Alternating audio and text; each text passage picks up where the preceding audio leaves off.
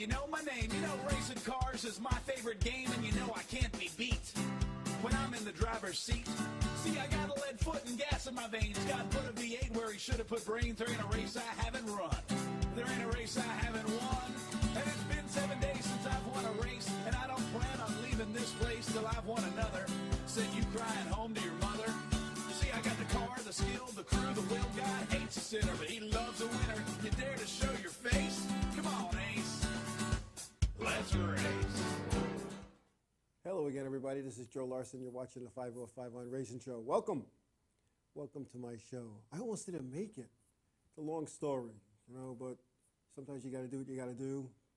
I almost didn't make it, but while I'm here explaining that I almost didn't make it, and there was traffic, but anyway, I just left earlier. I had no choice. The week of Christmas and the week of New Year's, we're going to take those weeks off for a couple of reasons. One, you need to be preparing for the holidays and being with your families, and two, you need to give me the opportunity to prepare for the holidays as well. So anyway, so there'll be no show, Kevin, next week, and there'll be no show the week of New Year's. But we'll be back the first Monday after the New Year. We have some big things planned for 2014, and I'm looking forward to 2014. It should be good. It should be real good. But anyway, bad day. I had a rough day today. I'll tell you what. You know, and I'm not even going to get into what I did because I'm just not going to. How's that sound? I'm not going to get into it.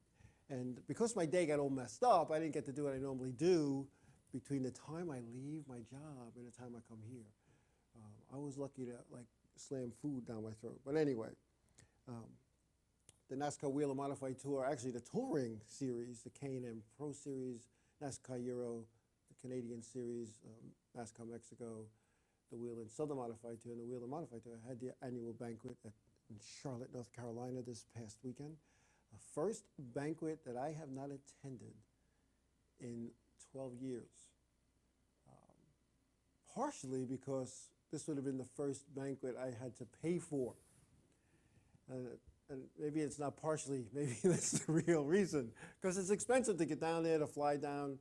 The room's expensive, and I wasn't on the deal, so to speak, anymore. But we'll see what happens next year. So I'm looking forward to next year. I was supposed to go up to the race shop this weekend and do my seat. But that got messed up because of the weather. So it looks like I'll be doing that this weekend. So the 83 NASCAR Wheel and Modified Tour car is coming along just fine. My crew chief should be on shortly. I don't know what name he's going to go by this week. It's always a guessing game. But we're looking forward to it. The car's ready. The motor's there. Just waiting to put the seat in, get my butt into it, and get it adjusted so I'm comfortable. And then once that's in, we'll go to body and paint, get it all lettered up, and go racing. I believe the color scheme is going to be a metallic gray with red and white trim. So I didn't come up with that. That's not a color I would have picked, but my crew chief seems to like it, and I need him to be happy. And it looks like my crew chief is here. He probably figured that I was going to be late, so he was going to be late as well. So anyway, I don't know. But we'll see what happens. We'll see what happens. So, I don't know, somebody says we're gone. I don't know. I hear me. I'm listening. Let me see. Let me see what my producer. Hey, producer lady, they say we're gone. Okay. All right. Working. So I'll just tell them that we're working on it. Working on issue. I'll call it storm related. How's that sound? Storm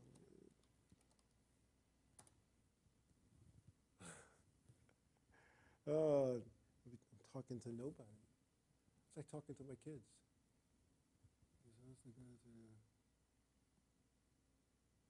See? Let's see. See? I'm being backed by WJ. Look at that. He's actually backing me up there. Thanks.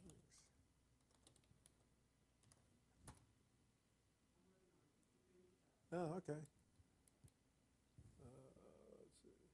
But anyway, folks, so I guess some of you can see and hear, some can't, but I'm going to keep rolling along, so it's all good. So anyway, I was supposed to go up to to Connecticut, Northern Connecticut, actually Northwest Connecticut, and do my thing. But when I saw the weather, I didn't want to take the chance. And then when Wade called me and said that there was a foot of snow up there already, it was still snowing, we just decided not to go. So anyway, Kevin Basic, Long Island Need for Speed. He's got some DVDs going around, but he read my book, A View from the Crossroads. Great book. I thank you. He gave it to Betty to read on the plane to Florida. It's funny. It's an easy read, and some people read it and don't put it down, and some people chip away at it because it's a busy thing. That's how I read it. I got a chapter here and a chapter there. But anyway, let's see. So I might be doing a show from my house again today. Hey, you know, I'll tell you what, WJ, if you paint that basement green, we could do the show from your basement. Let me, because I don't know if you hear me. Paint basement green, and we can. But I think we should do that. And then one of my biggest critics called me over the weekend, told me I shouldn't look at the screen and see who's chatting because it looks like I'm looking away. And I don't totally disagree, but understanding the logistics of Studio A as opposed to what Studio B had, I have no choice but to look up. But I don't know. Let's see. Santa's right. Patient. We can. Yeah. Now, Silverback. Silverback. Snow issues. I gotta just. Are we back yet? Cool. Oh, okay. All right, good. So here we are. It's snowing for those who didn't hear. So and I can't go up there, but I had a nice conversation with Wade on the phone. And the funny thing is about it, I've probably spoken to Wade more times in the last month than I've spoken to Wade in the last 3 years. And because it was always a joke between Wade and I, you know, yeah, you're going to call me. I said, Wade, I'll call you after the holidays. And he would joke with me. He goes, well, you know, Columbus Day passed, you didn't call me. Halloween came, Election Day, Veterans Day, Thanksgiving, Christmas, New Year's, President's Day. He was trying to figure out which holiday. And so when I finally called him on a holiday, he was kind of surprised. So we had a good time. And then he kind of joked with me about it. He goes, I was probably the type of guy in high school to tell a girl, yeah, I'll call you. And then they'd sit by their phone and wait, and I wouldn't call. Which is probably true because I don't really like to talk on the phone. You know, not then, not now. I don't know, I just don't like it. I can't hear on the phone, so I don't like to do it. But anyway. But Kevin, I did get the opportunity to look at some of your DVDs that you gave me. Excellent, nice, had a good time. Kevin Basic, Long Island Need for Speed, has some pretty good stuff. Not only has that big, expensive camera, actually it's a little expensive camera. It does a really nice job. So some good stuff. I'm looking forward to see what he has for 2014. And hopefully Long Island Need for Speed could get to one or two of my races and get some good video for me. So it's all good. I'm having a good time with that. So anyway, going back to the banquet. The banquet was this weekend. This tour schedule came out Saturday afternoon. And I'm hoping that when I brought it up on my computer, I didn't miss something. And I'm sure myracenews.com could tell me if I'm right or wrong here. Tell me there isn't the CarQuest 4 final. Now, I know CarQuest is bought out and it's not, isn't any longer associated with Stafford Motor Speedway in Connecticut. However, why wouldn't there be a fall final? I don't know, and we'll have to see. I don't understand that. We go from New Hampshire in September 28th to Thompson, October 19th. So I don't know. And Kevin, yeah, if we could put a camera in my car, that'd be so cool because, because the odds are that, well, let's put it this, the odds makers are saying that I'm not going to finish any races, that I'm going to tear the baby up. I don't think so, but I think it would be cool to see that. I wish I would have had my Crash from '96 one in the car camera, you know. Oh, okay, WJ, I thought so. No sponsor, no race. I mean, man, that fall final has been a staple in the NASCAR Wheel and Modified Tour for as long as I can remember. So find another sponsor. I mean, they're having the Spring Sizzle. I don't know what they're calling it, but you know, when I look at this schedule, I got the non-points race February 18th in Daytona, at that somewhere on that racetrack that they're going to build I understand a 3/8 mile racetrack. But it's not a points race, which is good. It's good for my team. Thompson, April 6th, is the icebreaker, and that should be interesting. And then we don't go again for another 3 weeks until we go to Stafford on April 27th, which would be, I guess, the Spring Signature. Stafford, May 23rd, almost a month later. I don't understand that. Then, again, almost a month later, June 21st is Waterford, followed by Riverhead, June 28th. And then we go to New Hampshire. Now, there's 2 events in New Hampshire, one Friday, one Saturday. The Friday event is an invitational, non-points race. My understanding, and the people I spoke to, is that New Hampshire July 11th invitational race is for past champions. So we'll see about that. I don't know how they're going to do that. There's a lot of concern with the past champions who are still competing, that what happens on Friday when they destroy their primary car that they use on July 12th.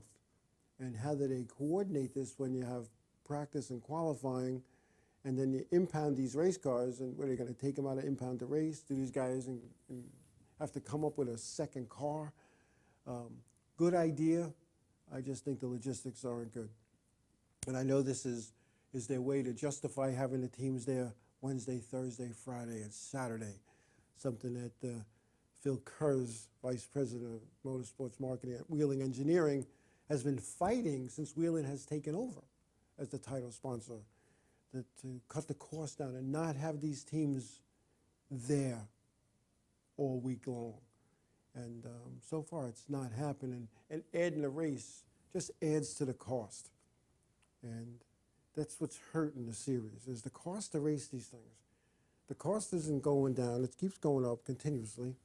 The purses keep dropping, and nobody seems to take a look at it. Nobody wants to look at that. Nobody wants to say, hey, 10 years ago we raced for more money. I mean, think about that. What a set of tires. When I first came on this series, a set of tires wasn't even $500, and we'd go to Thompson or Stafford for $6,000, $7,000, $8,000 to win. Now a set of tires is $800, and that's it, including the bonus plan tires, and they're racing for $4,500 and $5,000 win. There's something wrong with that picture. And as my financial advisor has told me, I must be crazy to want to go do this. Now, as many people say, we're not in there for the money, and I've always said I don't race my race team as a hobby, I race it as a business. So as like they said earlier in the chat room with the Stafford Fall Final, those sponsoring the race, right now I'm only covered for 4 races, so 4 of the 8 that I'm looking to do. So we're going to do the 2 Staffords, Waterford, 2 Riverheads, Monadnock, actually the 3 Staffords, so that's my 8. I have been told unofficially that if I could run the 2 Stafford events without wrecking the field or myself, they'll let me run the last 2 Thompson events, the August event and the October event. Bristol's out of the question, and New Hampshire's out of the question, at least right now, unless I have some really good finishes and keep the paint on the race car and keep all 4 wheels on. I think I'm going to do that. What do you know? I got a good crew chief, and hopefully I got a good spotter up in the spotter stand. I don't work well with spotters. I tend to rip the air plug out of my ear because they talk too much. But I'm hoping that I could get accustomed to that, because I really don't like a person in my ear talking to me when I'm racing. Just tell me inside, outside, clear, go, don't go, wrecking one. I don't need to have a conversation.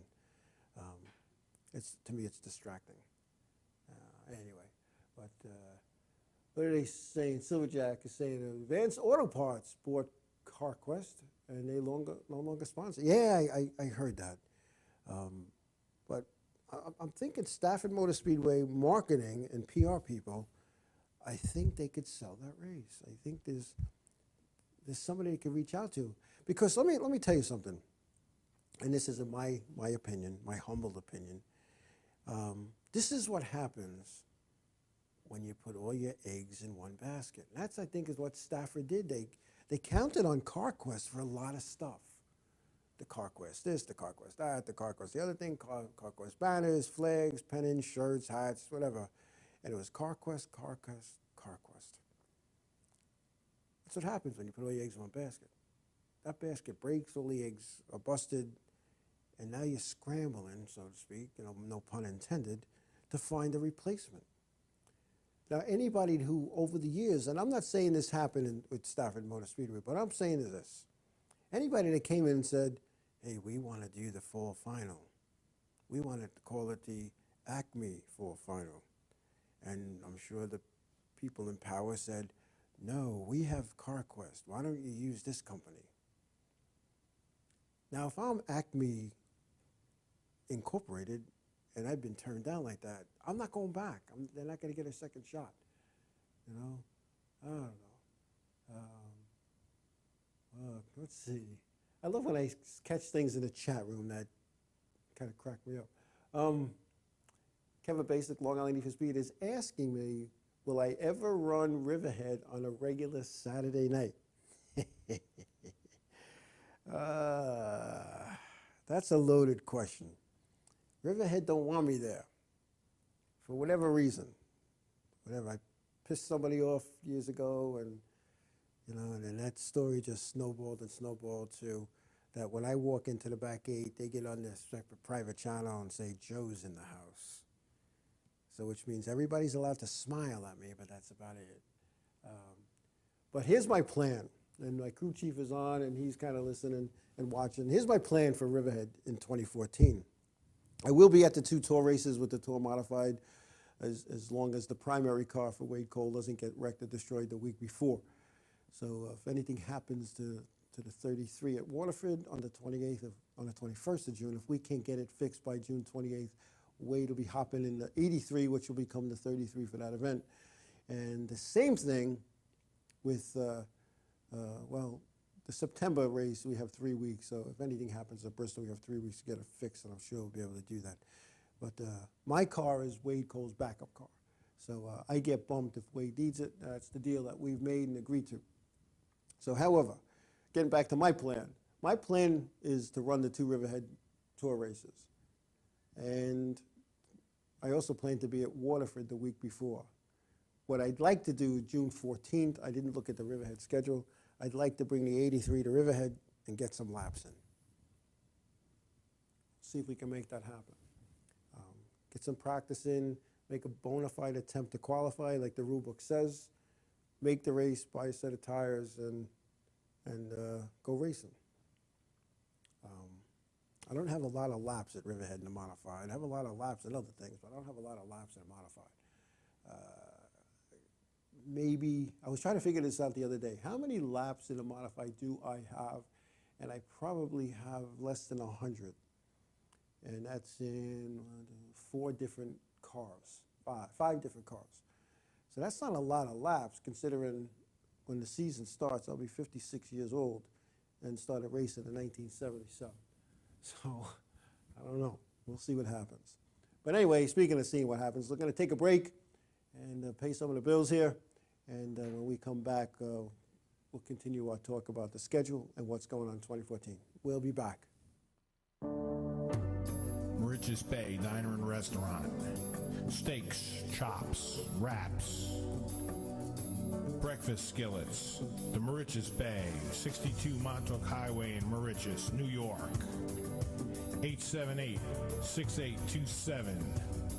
The Mauritius Bay Diner and Restaurant in New York. I get so lost in Revio.com. Stay in tune guitar strings. guitar strings, bass strings, polish, and accessories. Stay in tune guitar strings, Akron, Ohio. www.sitstrings.com. In Ravio. Transmitter? We don't need no stinking transmitter. Welcome to InRavio.com. Hey, this is Paul Disclafani, the disco portion of the Glory Days with Bruce and Disco show on Sundays, 10 a.m. to noon. It's a sports show with a twist. We have entertainment, music, and whatever you want to talk about. Only on InRavio.com, broadcasting to the world. Good Times Magazine, New York's best entertainment paper for 43 years. Check out their calendar for all the latest music info, including New York City, Queens, Nassau, and Suffolk. Studio News brings you the biggest news about the hottest artists and sounds.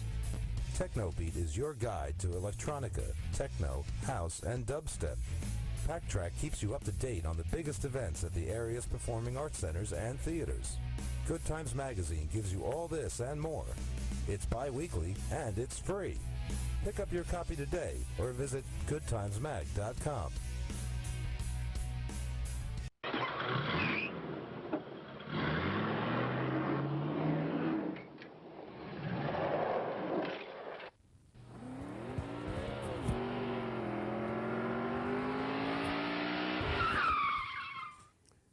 And we're back. Hey, before I forget, I just want to, there's a special person that's been a part of my show almost from the beginning. And me and told this is their last show with me. Christine, my producer, kind of makes me look good. I don't want to say kind, she does. And you know, when they took all that stuff off my desk and put it in her lap, you know, she handled it flawlessly, the phone calls and the music and the commercials. So I want to thank Christine for almost 3 years of helping 505 on.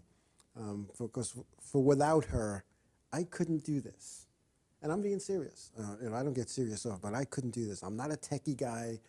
You know, I couldn't answer the phone. She was like that thing on the Addams Family.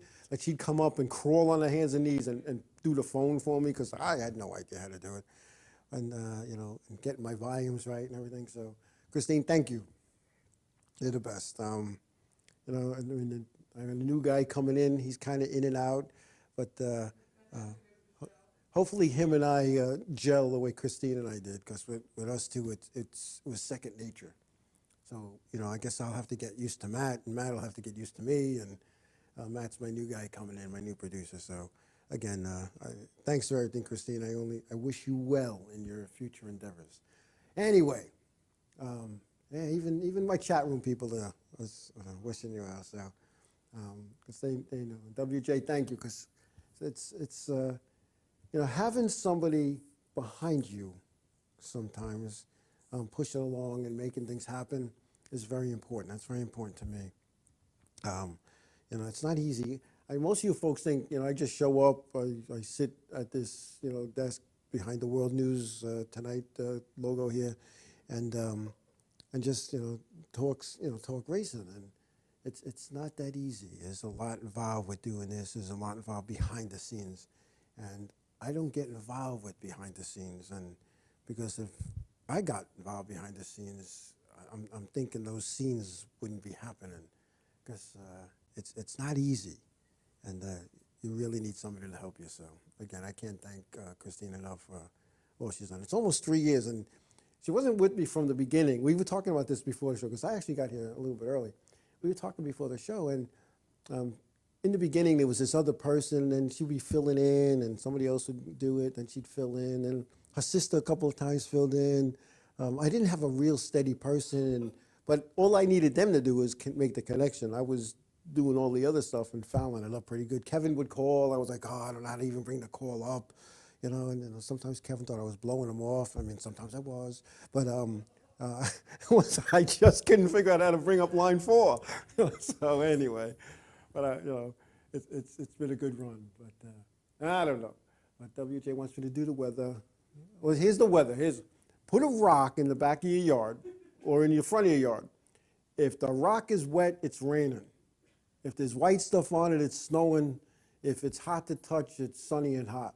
If it's cold to touch, It's cold. You don't need the weather. You don't need these weather, man. And you'd be right all the time, all the time. But Kevin, I love you, man. You do what I do, and you know what's involved with doing this. And it's even harder because you have video that you edit and put together all the time. So my hat's off to you for what you do too. And I don't know what you were thinking when you tried to go against me on Mondays from 8 to 9, but no, I understand. It's business. I'm only kidding. It's all good. My show you can watch during the week. Your own show you have to watch when it's live. But anyway, WJ, what do you mean if you're going to throw it through my window? If I throw it through my window, that means it's going to be windy. WJ, you're all right. I had the opportunity to spend some time with WJ this weekend as it was snowing. Always a pleasure to sit with WJ and just talk. And I want to thank him. Met his wife for the first time. It's funny. I cannot remember when I first met Walter from myracenews.com. I can't remember. Most people I can remember the day, the time, where. I look back on my racing stuff, and at least with the Riverhead stuff, he was always there, always there. So it's funny. He's one of those guys, He's always there for you. So I want to thank him. This is like the 2013. We're going to end the year show because there's a lot of people I got to thank, and WJ is one of them. As you guys and gals know him as WJ from myracenews.com. And one of the things that I admire the most is when you read his stuff on his website, and if you haven't, you better start, because there's no spin. It's who, what, when, where. He answers the basic questions of journalism. Who won, what track it was at, when it was, and maybe some little factual stuff about the event. But there's no nonsense. I know another columnist who's no longer doing this. He put his own little spin on it. He bashed people, and he went for that shock thing. Let's tick people off, and there's no need to do that. And WJ, you give him something to put in, it's in. I was going through. As many of you know, I moved to a bigger and more spacious place, and I was going through my stuff and what to put out and what not to put out, what to pack away, because some of my stuff has been buried in totes for a few years now. And I found an article that My Race News had when I did the public hearings for the racetrack at Calverton and Yaphank, when I was involved with the building of those racetracks and going to the public hearings. And WJ, now I don't remember if I think he was still with the Long Island Jam, but he printed my speech in its entirety. And I must have sent it to him for him to paraphrase and take bits out, but he printed the whole thing. And that's pretty cool. That's pretty cool that I found that. But, and Silverback, to answer your question, the ink is still a little wet on that announcement. But I will say this. We had planned to announce it today, but because one of the principals involved with that announcement is unavailable today, we have to wait till the first show of 2014. Now, as I've said, those of you who are in my circle know what that deal is, and I really am so glad that nobody's let it out, because not that it'd be a big deal, but we want to do it a certain way, and let's see. WJ's talking about rights. He reports the news of racing, not the BS, exactly. But all I could say is about it is that announcement. It's something that I never expected, but it's something I worked pretty hard to get. And my mother always told me, if you work hard at something, it'll come to you. So, it's all good. And although it's not totally racing related, but the deal will be part of my race team. And that's really all I could say about it. I don't know. WJ, I don't think you'll do it for 1,000, not 10,000. I don't think you'll do that. But anyway, so getting back to this tour schedule, I don't understand why it's so back heavy when you look at this race, it's 3 July races, 3 August races, 2 in September, 1 in October, and it's why do they do that? I mean,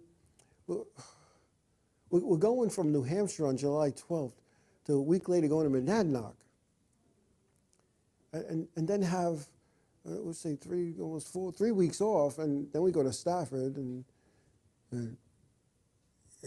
go back to Thompson the following Thursday, and it's I don't understand this scheduling. We race in February, then we don't race till April, then we get 3 weeks off, then a month off, then a month off. I don't understand the schedule makers.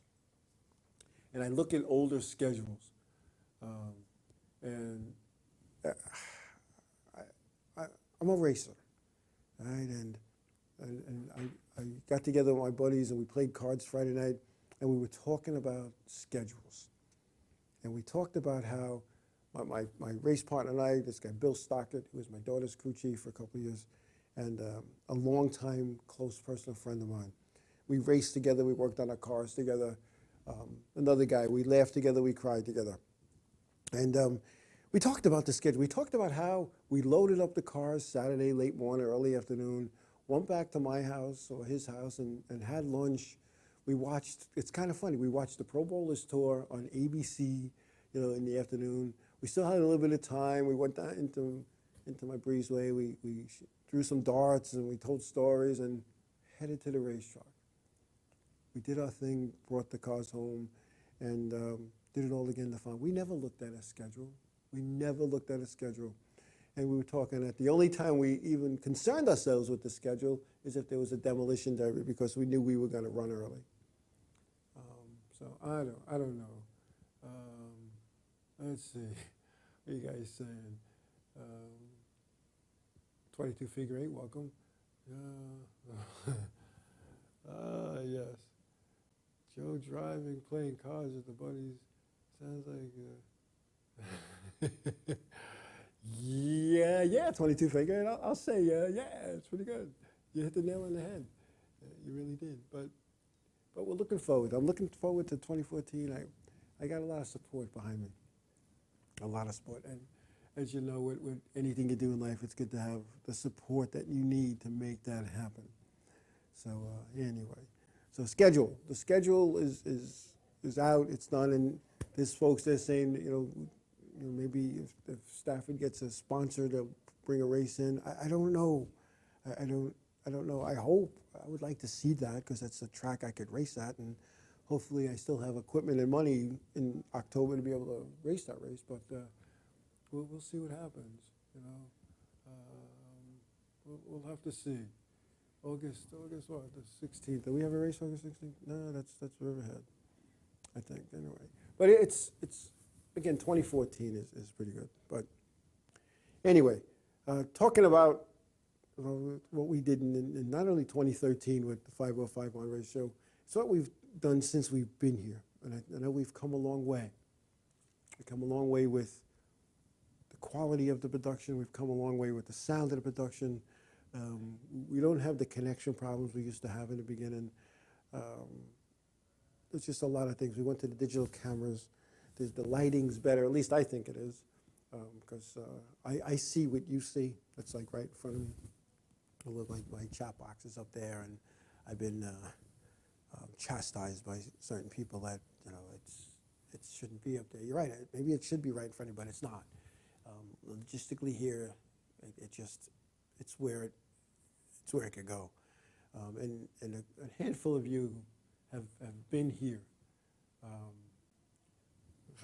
And you understand what we go through here. So, we're not ESPN, we're not, Fox Sports, we're not, NBC, ABC, or CBS. We're in Ravio. And although we've been around for 3 or 4 years and continue to grow, it's a constant, continuous work in progress. So I want to thank those of you who have been here from the beginning. And WJ, you were one of those early guys that was always in the chat room. Kevin from Long Island Need for Speed as well. Guys have been here from the beginning. You know what we've went through. You know the growing pains. And WJ has been a guest on here a few times as well. guest co-host, I would like to call it. And Kevin's been here a couple of times as well. Kevin is here for the anniversary show. And the third anniversary show we're going to hold sometime in February after Speed Weeks, probably that Monday after not right after the Daytona 500, but the Monday following.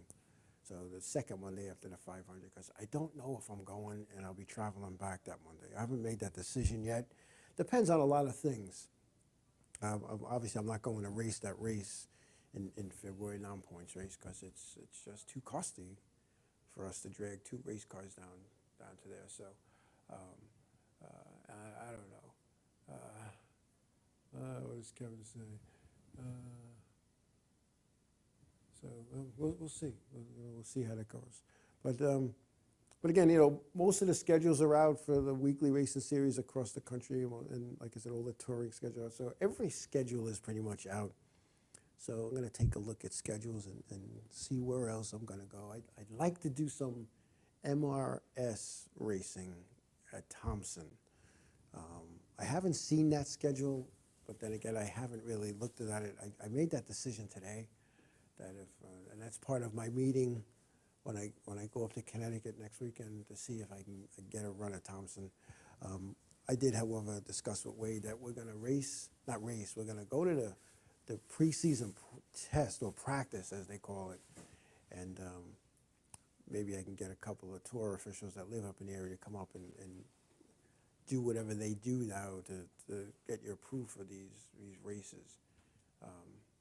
Because to miss to miss 3 races that I think I could compete at, kind of frustrated me, especially when the difference between a half mile and a 5/8 mile, even though it's an eighth of a mile, you're talking 600 feet or a 200-foot long straightaway and 100 feet in each turn.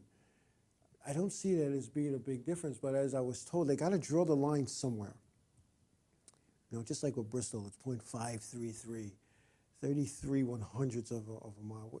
You're talking, feet. So over a couple of feet that I can't race these things. And again, I know you got to draw the line somewhere, and I know they've made exceptions for other people. But I don't know. I guess because of who I am, everything has to be perfect. And you know what? Somebody once said to me, if practice makes perfect and nobody's perfect, why practice? Well, it's not a perfect world we're in, so what's the difference? Let me go racing. I have a black flag that you hang over the flag stand if I'm, not keeping up to speed or whatnot, which I think I'm going to have no problem doing. So, I don't know. Anyway. So, again, 2013. I want to thank Marty Himes, Mike Gravebuxer, Mike Kilkenny, the Hitman, Kevin Basic, and WJ for coming in February to my anniversary show. It was one of the highest rated shows we had here on the 505 On Racing Show. And it gave a lot of credibility to what we do here. A lot of people, would look at what we do and not take it serious, but they took it serious that day, and they thought that show was scripted. There was nothing scripted about that show. It was just a bunch of old guys sitting around the table talking racing. And I had come up with that idea that I wanted to do as a round table discussion with the cameras at all different angles, so that Christine had to work that night. She had to be quick with which camera to put on which guy and who's talking, and nobody stepped on anybody. And I don't mean physically, I mean when they were talking. Because there's always, it seems like when you're in a crowd, even if you go to somebody's house and just having a beer or a cup of coffee, somebody wants to dominate the conversation. That didn't happen that day. What happened that day was we all took our turn, we all respected the other guy, and I kind of sat as the moderator, and we made it happen. So thanks. I want to thank those guys for coming out here, because I know for Marty, Marty Himes, he needed to get a ride out, and somebody had to pick him up and get him home, and I think Mike Gravebuxer took care of that. Mike who usually comes on and signs on either as Harry Man or Bob Finan Jr. I don't know what's up with that, but anyway, Gravel's a good guy, a friend for a long time. And it was actually his idea. You know, other people had mentioned it, but he was talking to me about doing a show like that and bringing some demolition derby people. Because him and I have discussion. Is demolition derby stuff really racing? The guys doing it, to them it is, because the ultimate goal is to finish first. And by finishing first, you're actually finishing last because you're the last guy running. And him and I have had discussions over who won the last race at Icer Speedway. And I always say it was TK Tom Kraft because he has a plaque that says so. Although the plaque, the historical plaque on Route 111 near the entrance Icer Speedway says Bob Park. And Michael Grabobuska will tell you it's a demolition guy who, I don't remember who it was, because I didn't watch the demo that night. We were back in the pit area, enjoying the magnum of champagne that the Cromedies gave us for winning the last race. When I say us, my uncle and I was a part of that team back then. So that was a good show. That was a breakthrough show. Having live in the studio Brian Chu, NASCAR Wheeler Modified Tour regular and proprietor of Buzz Chu Chevrolet, on the show, brought a lot of people paid attention to us. Like, wow, here's a guy that's really busy. He came on Joe's show. And that was no easy task because we were trying to get him on the show for a long time. And what we did was, I finally said to him, Brian, you tell me when you could make it, and I'll make it happen. Because, like I said, he has the race team. He's busy with his car, you know, the race car and the team and whatnot. And he's busy running the dealership. But he's a married man with children, and he's very involved with the activities of his children. And when his work day is over, he goes home, and it's children time.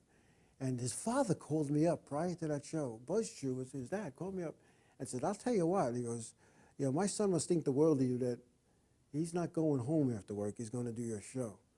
And I said, what are you talking about? He goes, because he goes home to be with his kids every night. And he goes, so he must think the world of you. So that meant the world to me that he thought that. I don't know, we're gonna do a little bit more of that. A little bit more of that. And then, of course, we had the Jesse Little interview, and he called in from Sherrills Ford, North Carolina. Prior to him getting in a K&N Pro Series East race car.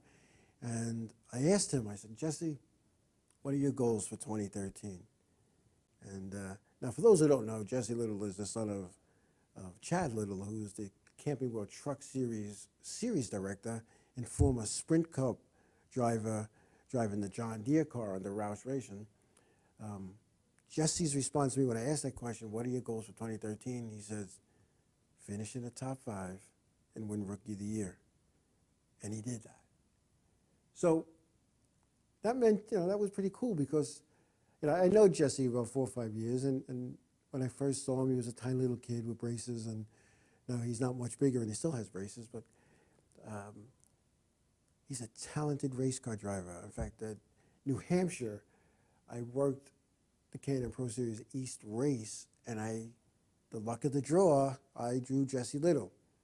And I got to see their operation from a whole different side. And they were taking this serious, like most race car people make. And I mean, it was the first New Hampshire race, I believe, and he was running in the top 5 until he had some you know, electrical problems. But the way he handled himself, most young kids at that age would have been frustrated, kicking and screaming, and it seemed like he was like the cheerleader. And when he was on this show, you know, he spoke as if he was a seasoned veteran, that he went to some kind of training to learn how to talk. And I wasn't talking to a 15-year-old. I was talking to an adult. And that made me feel good about him.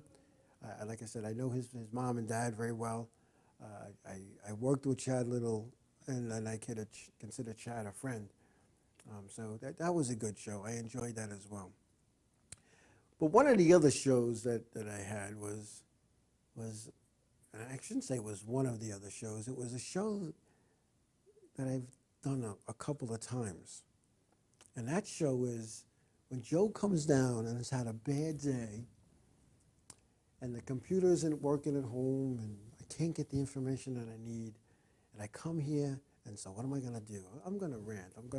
Because I'm sitting there driving, and whether it was the 20-minute run from Sayville or the 45-minute run from the west end of Suffolk, you know, and sitting in traffic and going through that Oakdale merge, which I still swear that the guy who designed that should be hung upside down. That's not exactly what I said today, but he should be hung upside down. 10 lanes, 5 in each direction, can't become 3 in each direction. That's a bottleneck. It's a bottleneck designed to happen. For those of you who aren't from Long Island, think about this. Think about in the race car. You're going down the front stretch and it's 5 cars wide. And at the end of the turn, you got to make it 3. It's not happening. It's just not happening. The Oakdale merge is the same way. But anyway, so I'd come down here and I'd be still fuming. And we'd start a little later than normal, and you guys and gals would be on there, you're late again, what's going on? And sometimes it wasn't my fault, and sometimes it was connection problems or issues, especially under the old system. So I'd come down here and I'd be fired up. So I'd do my rant. And I think the second half of the show, we're going to do the Joe rant. But anyway, I'm not kidding. I do my rant, and you guys, all of a sudden, I don't know if you guys and gals got on the phone and said, Joe's doing his rant, you got to see this.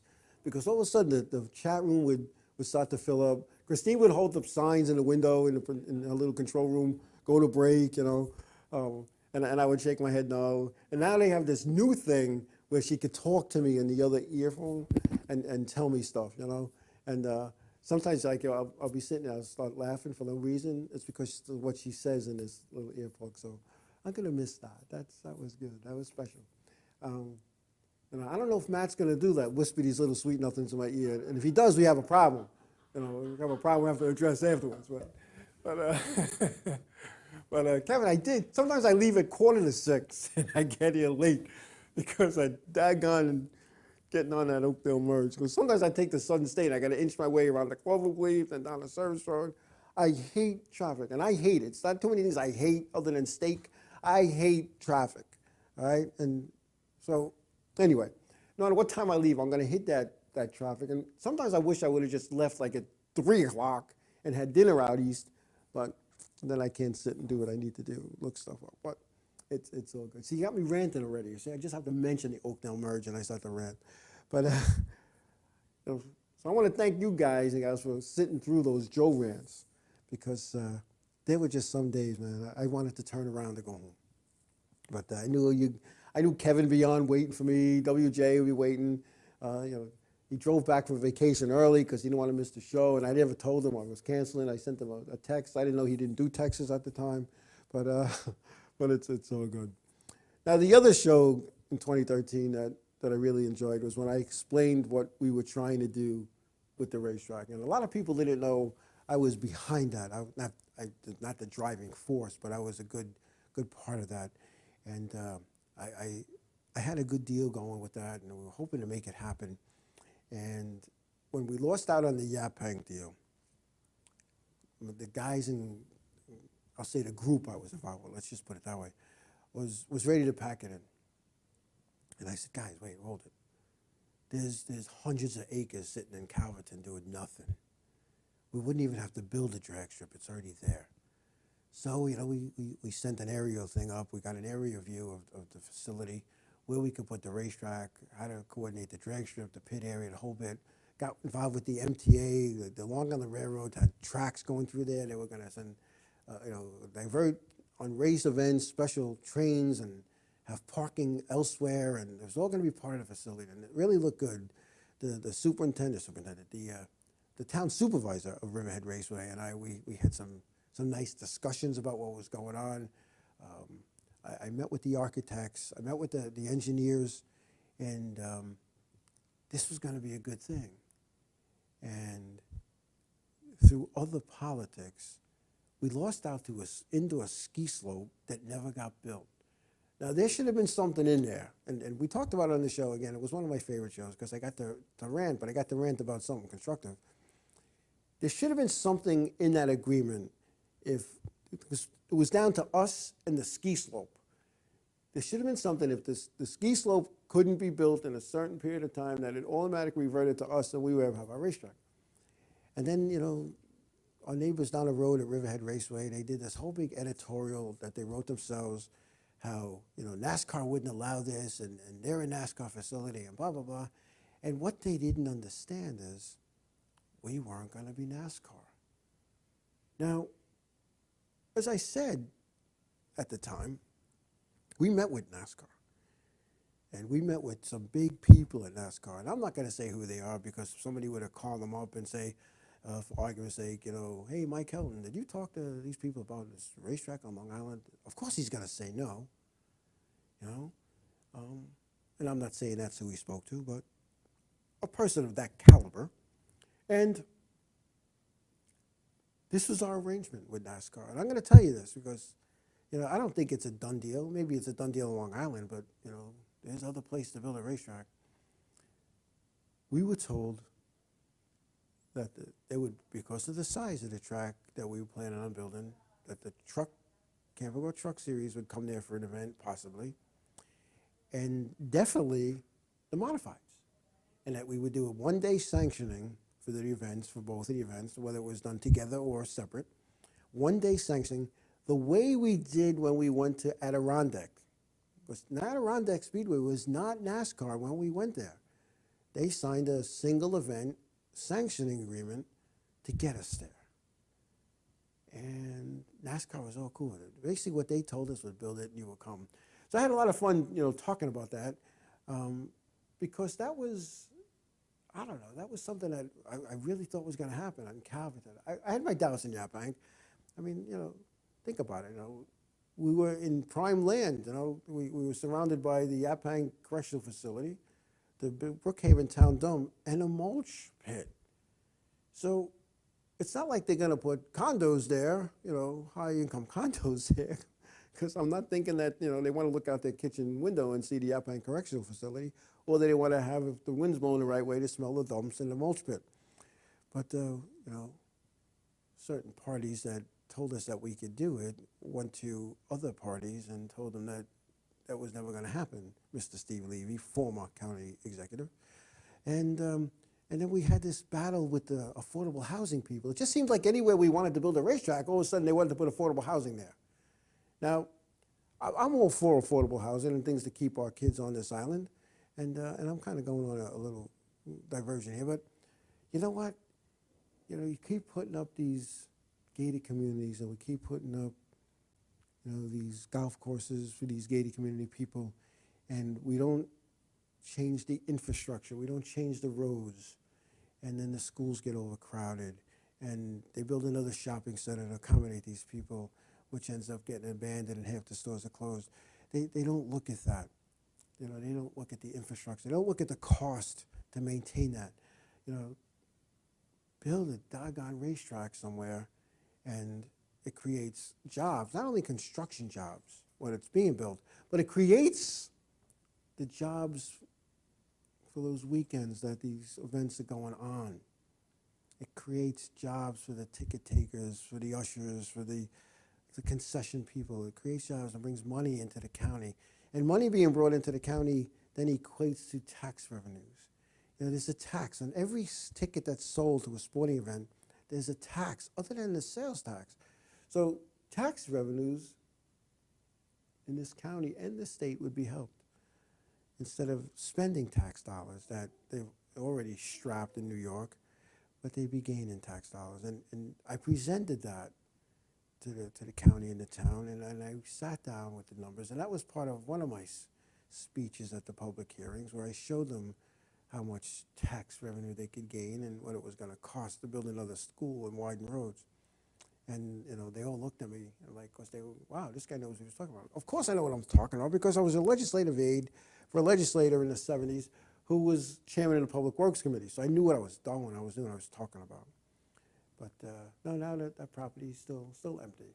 I don't know. Oh, let's see. 22 Figure 8 is asking, does NASCAR still have illusions of a track with New York City in the background? 22 Figure 8, as you know, I'm not in the behind the scenes of NASCAR, but I will tell you this. NASCAR would have liked that, so that from the backstretch, you could see the New York City skyline. So that's why Staten Island was a good view. Even like parts of New Jersey was a good place to do that. Parts of Western Connecticut, the downstate part of upstate New York, just outside of the Bronx, Rockland County. They wanted to, just like the Meadowlands. Every time you watch a Jet or Giant game, you see the New York City skyline. They're playing in New Jersey. So I'm not thinking from, Section 272, seats 17 and 18, in row B, you're going to see the skyline. Maybe from the top seats, and it's a far shot, a far look. But TV makes it look like it is, and it's all about that. It's all about the marketing. NASCAR's big on that. They're really big on that. But I know that the Staten Island thing, that was really, somebody asked Trump about it. He goes, I could look into that. He had no intentions of doing that. But all of a sudden the headlines, Donald Trump's building a racetrack. With all his money, he can afford to do that. But it was just a passing thought. But so it's not so much that NASCAR gave up on the deal. See, this is what NASCAR, other than when buying Ohio Speedway there, out in Ohio, NASCAR doesn't buy racetracks or build racetracks. They want people like me to use their own money. And I wasn't using my money to build this racetrack, or the people I was involved with. We were using the bank's money, because you never use your own money in a business venture. So something I learned a long time ago, you use the bank's money. Because this way, if you default, God forbid you fall, and I hope you don't, but God forbid you default, you didn't lose anything. You lost the bank's money. But I know that's a bad way to think, but that's how we looked at it. We were all set. We had the bank's money. We were all set to do this.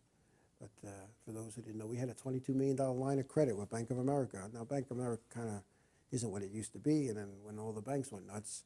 But we were set to go. But anyway, I kind of got off on a tangent. But when we talked about those, when I talk about those shows, I had fun talking about that, because people didn't know what was going on there. Now, the other shows, well, we did a lot of shows where we talked about nothing. Almost like Seinfeld, the show about nothing. And I kind of feed off of you guys and gals in the chat room. And again, I kind of got beat up because when I do that, I'm not being rude, folks. I'm looking at the chat box. Because that's where it is. It's not here, it's not here, it's not there, it's not on the floor, it's not on my desk. It's there. And that's where I gotta look. Because right below that is the light that lights up this side of me. Now, it can't go over there, because that's the light that lights up this side of me. There's a light straight in front of me. There's a light above me, a light there, light there. So, to have the lighting right, something has to give, and it's the monitor for the chat box. So anyway, so sometimes, I shouldn't say sometimes, at least every show, it's just a matter of how much, I feed off of what you guys and gals are talking about. So I don't know. What's Silverback saying? If you win, if I win Mega Millions, yeah, I can build it. Yeah. I didn't need Mega Millions. The bank was giving us the money. Like I said, I wasn't using my money. And then, we even got involved with trying to purchase Riverhead. And that didn't work too well. That's a long story. There's a book that's out that might kind of parallel what went on with the meetings to build Riverhead or buy Riverhead Raceway. It just didn't work out, and there were enough partners in our gig. We didn't need another one, and that's what it was going to turn out to be. And I'm concerned. I know, talking about Riverhead Raceway, I'm concerned with the future Riverhead Raceway, and I hope it's going to be there for a long time to come. Don't get me wrong, because there's somebody that listens and watches. They don't go in the chat room. That it seems like whatever Joe says from 7 to 9 on Monday nights is reported right back to the powers to be at Riverhead Raceway by 10:01 p.m. And I don't care. I don't care that, because that means I'm making a difference, whether they're cheering me or booing me. I'm making a difference. But I want you to know that whoever that person is, I want you to know that, and I know you won't go back and say this. I want that place to be there so my grandchildren go race there if they want to. All right, and my grandchildren and babies, that's 20 years from now. I hope it's still there. But here's my concern. My concern with this place is that nobody seems to be grabbing the bull by the horns to take it over from the two individuals who own it, the husband and wife, Barbara and Jim Crony, who are up in age. And you know what, is it greed? I don't know. I'm a businessman. I'm going to make as much money as I can in my business. So you know what, I gotta give them that right as well. Make as much money as you can from the business. But what they need to do is to make sure that that business is around after they're not. And I hope they live another 20, 30 years. It's not logically that they're going to do, because that means they would be 100 years old. But this is what needs to be done. What needs to be done is somebody needs to come in, and whether they buy the place from them for a fair market value, because, or what they need to do is turn it over to somebody, still retain ownership, and then have an envelope dropped off on Mondays. And that was the suggestion that was made. And because if we don't do something like that, if something happens, God forbid something happens to one or the other, I don't know if the other would carry on and keep it a racetrack. Or worse yet, I don't think that anybody that they would sell it to would keep it as a racetrack. Any smart businessman would try to take that place and make it a 352-day-a-year operation. And there's no racetrack that I know of that operates 365 days, a year, 52 weeks. They operate their business every day. A racetrack, you're lucky if you have a 20, 25-week window. And you get a rain out here and a rain out there, you're down to 20, 23 races. So a businessman is going to take that property and make it a viable business. And think about it. Think about what was out there even 30 years ago. I can remember as a UPS driver delivering packages on Route 58. There was nothing on Route 58, nothing. There was Higgie's garage there at the end of where 58 starts at the expressway. There was Siegel Bag that was up the dirt road, the Roll Brothers.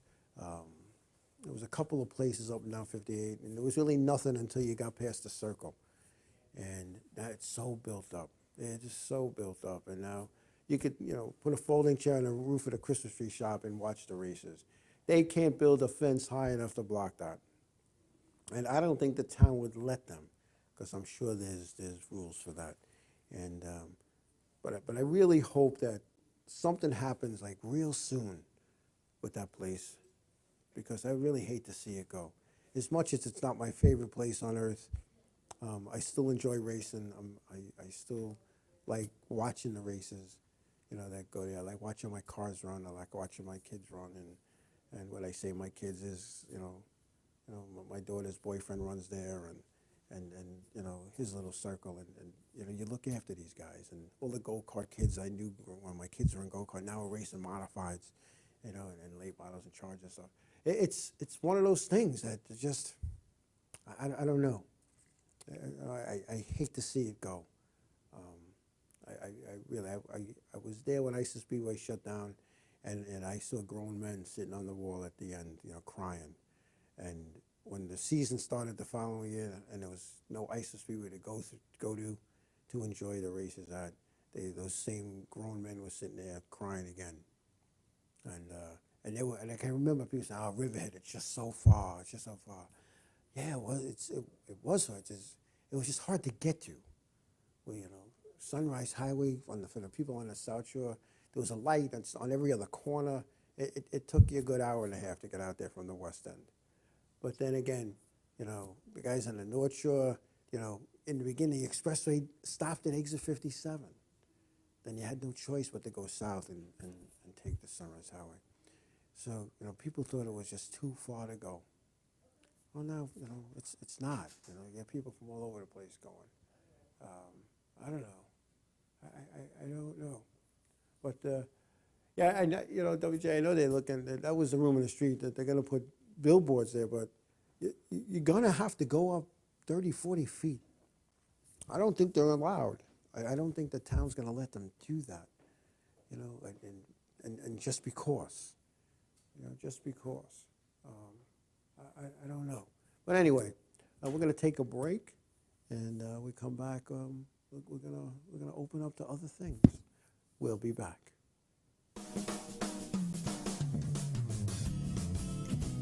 Stop putting it off and start painting it up today at Ben's Paint Station, featuring Benjamin Moore Paints, Sickens, wood finishes, paints, and professional paint supplies, ideal for contractors and homeowners, stain paints and epoxies, family owned and operating, in business for over 55 years, professional and experienced help, located at 2 locations, 55B Route 25, Coram, Long Island, New York, and 1495 Plaza, Montauk Highway, Mastic, New York. Call them at 775-7435 and 775-8135. Ben's Paint Station, featuring Benjamin Moore Paints. Log on to the Radio Advertisers page today. InRadio.com. East End Screen Printing and Embroidery. Shirts for as low as $3 with print. 631-281-TEES. That's 631-281-TEES. 1355F Montauk Highway, Mastic, Long Island, New York. Go to eastendssilkscreenprinting.com for more info. Hanging with the cool kids at InRadio.com. Hey guys, it's Christine from Backwater. Tune in every Saturday night from 7 to 9 for music history, musicians' birthday blocks, trivia time, and the best alternative music around. Saturdays at 7, only on InRadio.com, broadcasting to the world.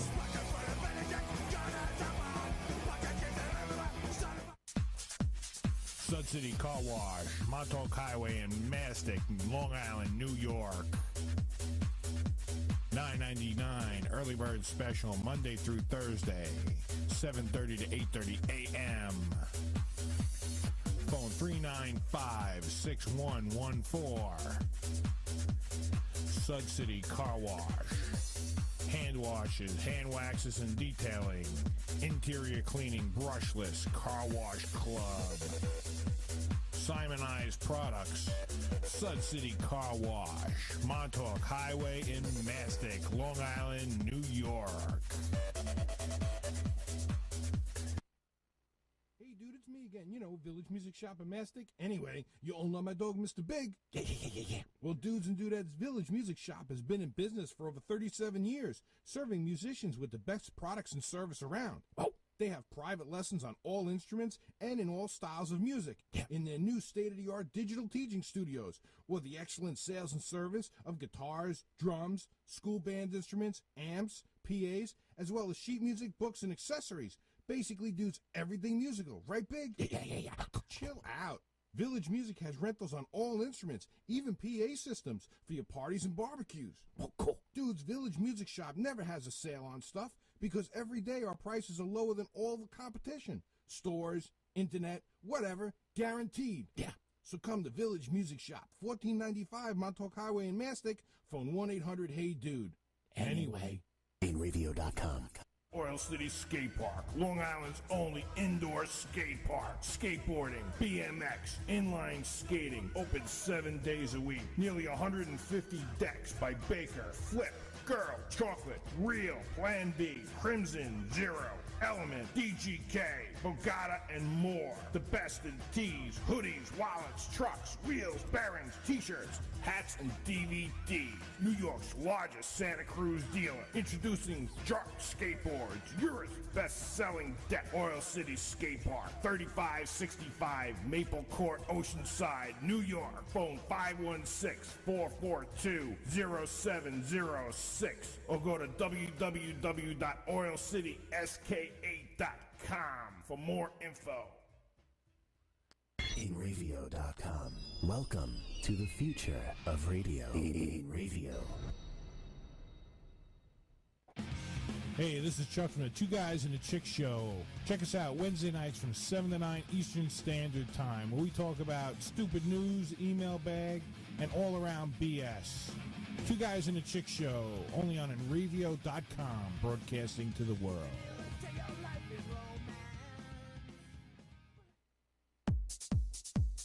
What are you waiting for? Everyone else is advertising on the internet. Shouldn't you? Tired of small returns on phone books, newspapers, radio ads, TV ads, coupon books, direct mail? Everyone is on the internet every day. Advertise on the internet for as low as $100 a month. Over 250,000 impressions per month on Facebook, Twitter, YouTube, Enravio.com, and more. Go to the Advertise With Us page on Enravio.com and get started today.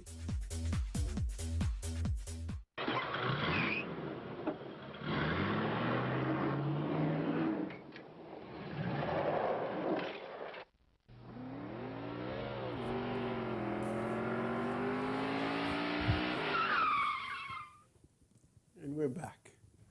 All right, so moving forward. I don't know if anybody in the chat room, I don't think anybody in the chat room visited or went to the Touring Series banquet or any banquet yet this year.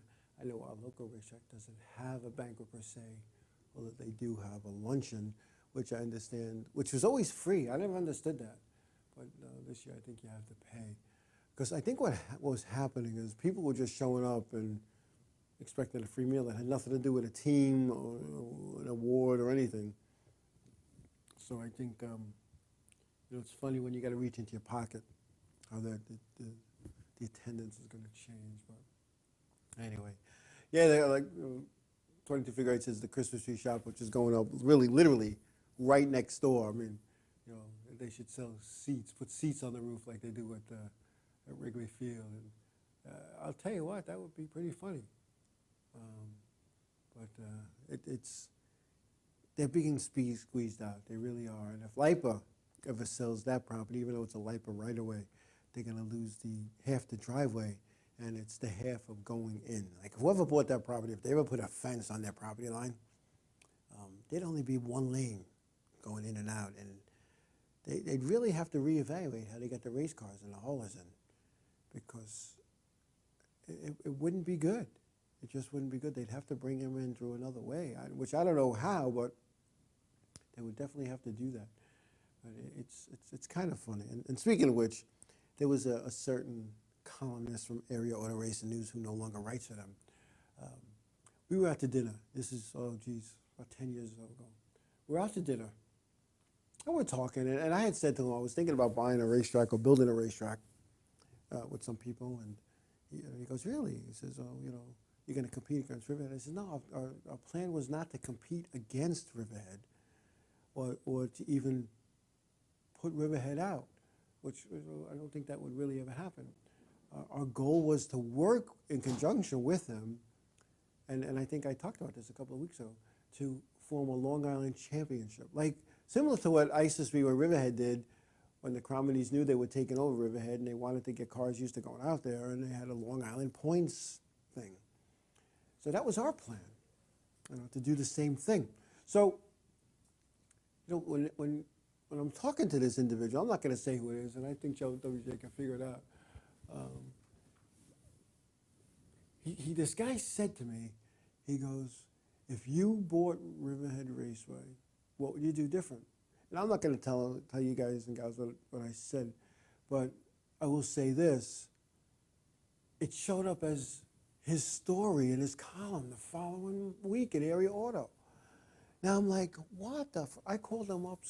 I was like, livid. Then I get a call from the powers to be that own the place. They're not happy. They're like, why did I didn't say that. He's making this stuff up. So I called him up again. I said, not only do you got to do some kind of retraction, you got to call the owners of the racetrack and tell them that, that was just for what do they call it, blank and giggles, because I can't take this heat. Were you kidding me? I said, what I said to you was over conversation, private, over dinner. And, but I guess I could say, and this is in no way to put them down what they do, but one of the things that I would do different than now is the pit gate would be on the other end. The entrance to the pits would be at the other end, like it was when I first went there in the 70s. The other end, now the haulers can come in, the trailers, and come in and not have to make a turn around and it's all jammed up. You just get online and come in the other way. In conjunction with that, you park the trucks and the trailers and the haulers on an angle. Because if they need to get out, for whatever reason, they didn't qualify, they got thrown out, there's an emergency, they got to go. If everybody's parked on an angle, they could back out a lot easier. Now what's happening is they have to back out into other race cars and trailers.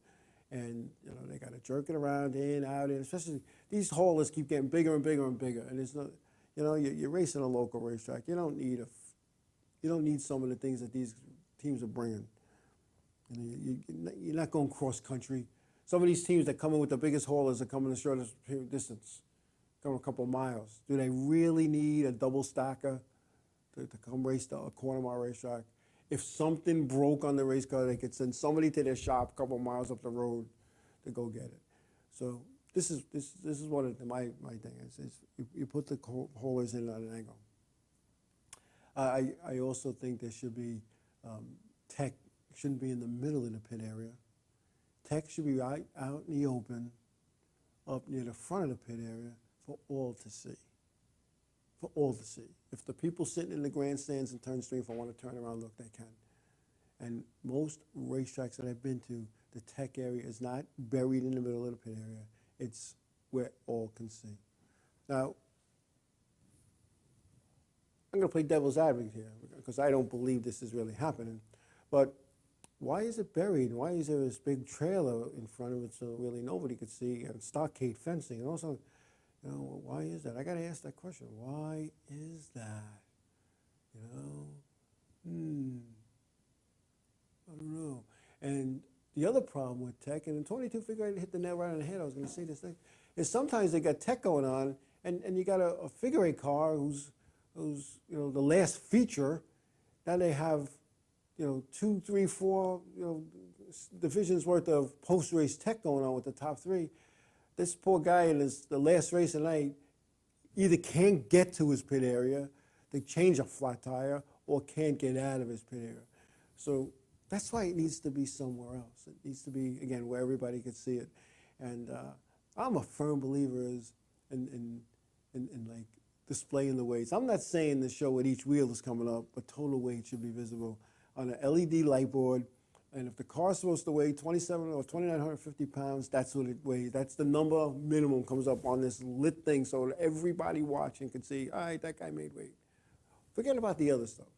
Whether it's 4,200 pounds, 3,750, whatever it's supposed to weigh, they can see that. Because there's too much hidden stuff. Why is tech so secretive? Why is that? Why do some racetracks do that? You're only bringing attention to yourself by burying yourself, and that's again constructive criticism from understand that and I'm not trying to blow smoke up anybody's butt here.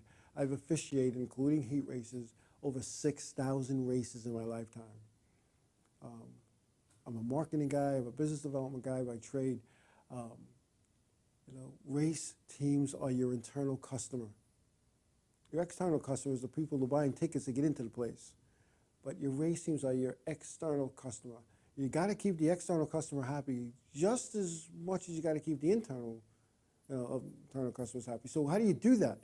You do that by being a little more open with the tech. Everybody gets treated the same, and you don't play some of the games that get played, and not only here at my local racetrack, but racetracks all across this country. And it just upsets me when I've been at my local racetrack and a competitor finishes in the top three, always a random pick, and he has to go over the scales, as they say. And I watch a car go over the scales, and he doesn't even stop to get weighed. They just wave him off. Like nobody sees that. I saw it because I look for it. And I'm not going to say who it is, but there's one guy, and they just kept, they wave him, they don't even check the seals, they don't check anything, they don't lift the hood off the car. So one night after seeing this, I had to ask the question. I said, you didn't weigh that car, what's up with that? I said, I know it's none of my business, but I said, you got to understand, I'm a NASCAR employee, so people are going to come ask me, and I'm going to tell them, I don't know, and I try to stay out of it, but I said, now I'm asking. And their answer to me was, well, he won so many races that we know what the car weighs. It doesn't matter if he won. Richie Petty won those 27 races in 1967, I think it was. He still went through tech at the end. They tore his cars apart. They measured, weighed, and reweighed and remeasured. But there's certain competitors that they don't even open the hoods. Or when some of these tour-type modified guys come and race a tour show and they're all sealed, ready, rocking and rolling, everything's good, and they come race a tour race and everything's not good. What's up with that? And that led to the tour not honoring some of the Riverhead seals. And when we had a good thing going, in some cases I would go on my free time and go to a place and do some seals to save time and go check a car out before they showed up at a race and to save time for the team. And NASCAR stopped doing that. They asked me to stop doing that. And let me rephrase that. They told me to stop doing it. But what they failed to know, that the series director was the one that told me to go do that. But, I end up looking like the bad guy. But again, tech, it's a big thing. And I hope in 2014, I hope they're a little more consistent with that. I've seen people get disqualified for being 10 pounds too light, and I've seen people let go for being 50 pounds too light. If the rule's the rule, and that's the rule. If the car's supposed to weigh 3,000 pounds and it weighs 29.99, he didn't make it. They shouldn't be looking at whose name is on the roof of the car, what number's on the door, or who built the motors. If the car's light, it's light. Consistency. Whether you're consistently wrong or consistently right. If you do it the same way every time, everybody knows what to expect. And that's one of the things that doesn't happen, again, not just here, but in a lot of other places. And, when they got that ride height gauge thing, whether they use a metal block or the ball or whatever they use to measure ride height, why is it that sometimes, they allow the teams to lift up on the nerf bars because it takes a little while for the shocks to settle. So they lift up on the bars, all right, you're good now. And the other guy, you can't touch this car. Consistency. And that was one of the things that I wanted at my racetrack, is consistency. So that you knew what the penalty was if you messed up, and you knew what was expected of you in the tech area. Consistency. Treat each team the same. I can remember a former chief steward who was no longer with us, and it was my first or second year as an official. And at the drivers' meeting at night, they said, you can't go on a racetrack without a hood. All right, that's what they told them. So now at the officials' meeting, they go, if you have any cars come up the ramp with no hood, you just call up. Just, call up on the radio. So I said, all right, I got a car on the ramp with no hood. Who is it? And I said, what difference does it make who is it? I got a car on the track on the ramp with no hood. Am I letting them out? Again, who is it? Again, I said, it shouldn't matter. Now, I was just a first or a second year official, so who the hell am I to question the head freaking guy? But I did anyway because I thought that was wrong. So I made up a number. I said it's 19. There wasn't even a 19 in the thing. And he goes, well, tell me he has to go get a hood on. So I went back on the radio. There is no 19. So then I made up a number of one of the favorites who was already running the racetrack, driving around. I said, it's the 55. All right, let him go. The 55 was on the ramp. He was already on the racetrack, with his hood intact. But I wanted to prove my point. It mattered who you were, and that shouldn't have mattered. And those are some of the things that went on. And just like mid-season rule changes that only certain people knew about. And if you didn't have that rule change, and I don't mean mid-season, I mean you showed up at the back gate and you were handed a rules addendum effective tonight. And then like 3 or 4 guys already had that on their cars. What's up with that? Again, that's all part of the game. And I'm not a game player. And I didn't like that. Things not doing the weather. We're not doing the weather. I told you, if the rock's wet, it's raining. All right? I don't have a weather girl The weather girl's not going to come up here and say, it's cloudy, it's sunny, it's this, you know, here's Africa behind, no, here's Africa. Here's Africa, there's South America. I don't even know how they do this. My hat's off to Norman Dvoskin. And there's Florida, there's Cuba, I can't reach Florida, I have to stand up and I'd be out of camera. And I think there's India. My book sold in India, by the way. I don't know how, I don't know why. Maybe some guy in a commune from the United States bought it. My book sold in India, believe it or not. I could show you the sheets. Anyway, it's I don't know, people are thinking I'm wacky.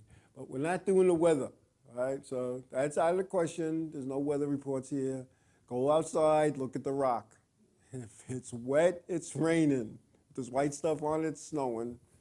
And if you touch it, it's cold, the temperature's dropped. If it touches, it's hot, the temperature's hot. It's sunny out, all right? That's all I'm gonna say about the weather. No more weather discussion. Oh, you guys crack me up. Let's see.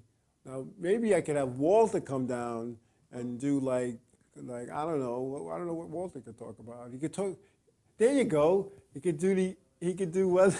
He could do the weather. I think he could do like English as a second language, you know, type of thing. No, I shouldn't have said that. I'm probably going to get letters now from the sponsors and people.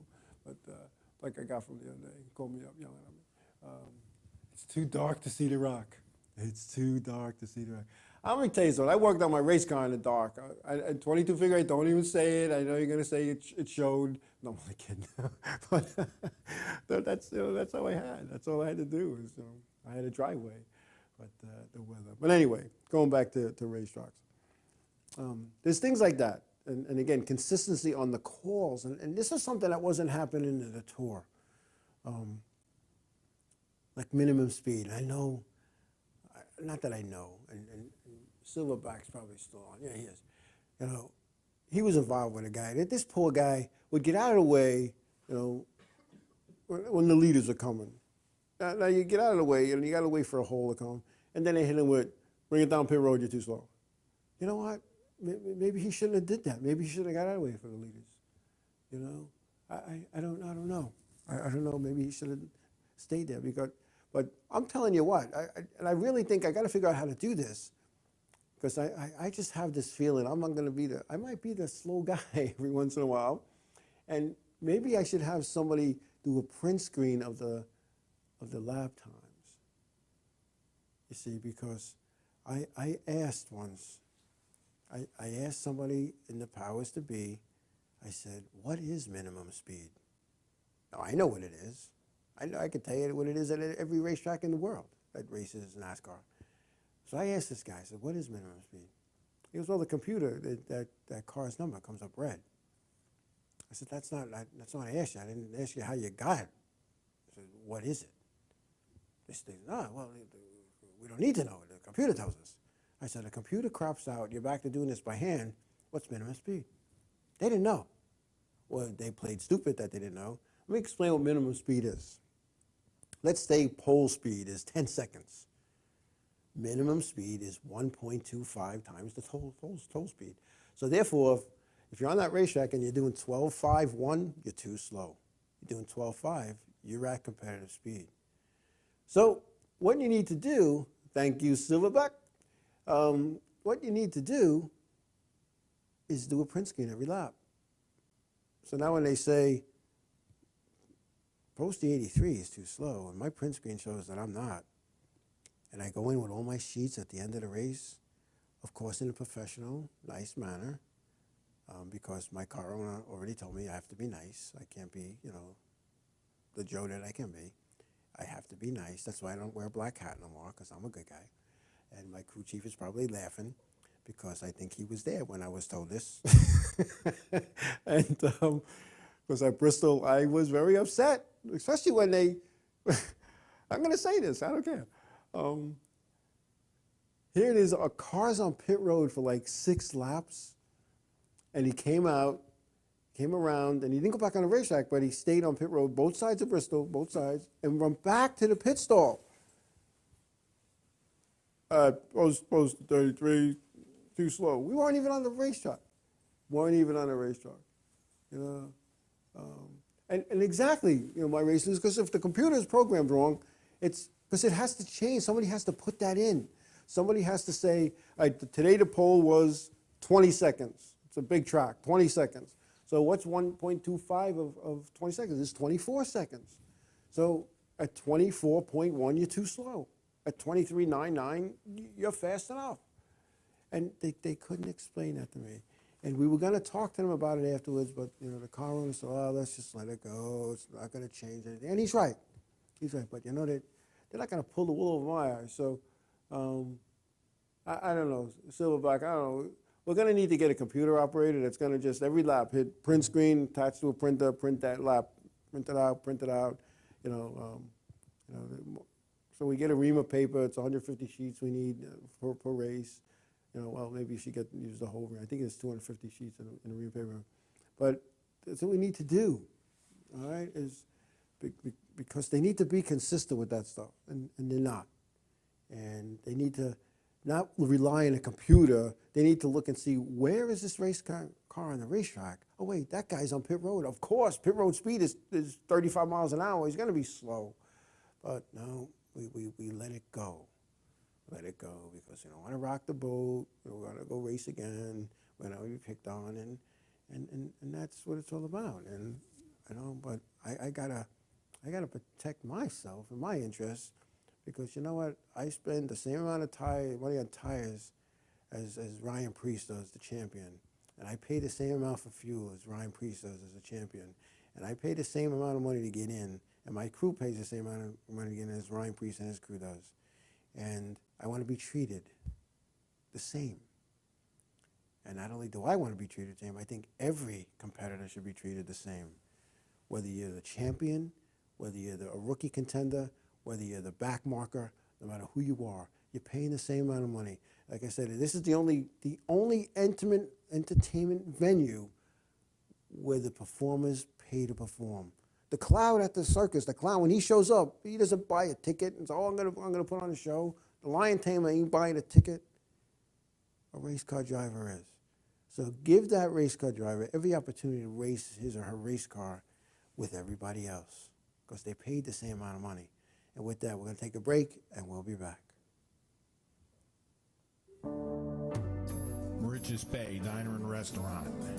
Steaks, chops, wraps, breakfast skillets. The Mauritius Bay, 62 Montauk Highway in Mauritius, New York. 878-6827. The Mauritius Bay Diner and Restaurant in New York. I get so lost. InRavio.com. Stay in tune guitar strings. Guitar strings, bass strings, polish and accessories. Stay in tune guitar strings. Akron, Ohio.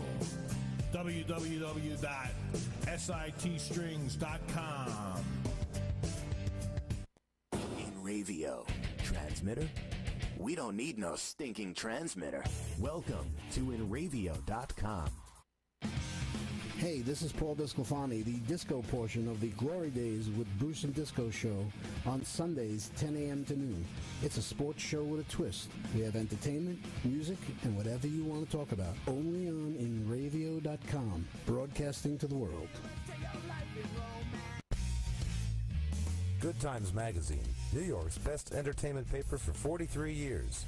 Check out their calendar for all the latest music info, including New York City, Queens, Nassau, and Suffolk. Studio News brings you the biggest news about the hottest artists and sounds. Technobeat is your guide to electronica, techno, house, and dubstep. Packtrack keeps you up to date on the biggest events at the area's performing arts centers and theaters. Good Times Magazine gives you all this and more. It's bi-weekly and it's free. Pick up your copy today or visit goodtimesmag.com.